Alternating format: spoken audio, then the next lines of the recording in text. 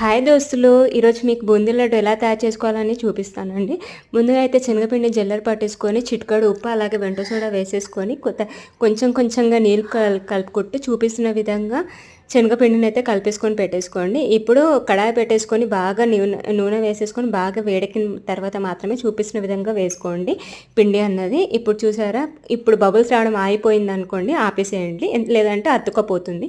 మనకి బూందీ లడ్డుకి ఎంతైతే వేసుకుంటామో light yellow colour మాత్రమే చూపించిన విధంగా మాత్రమే కాల్చుకోవాలి.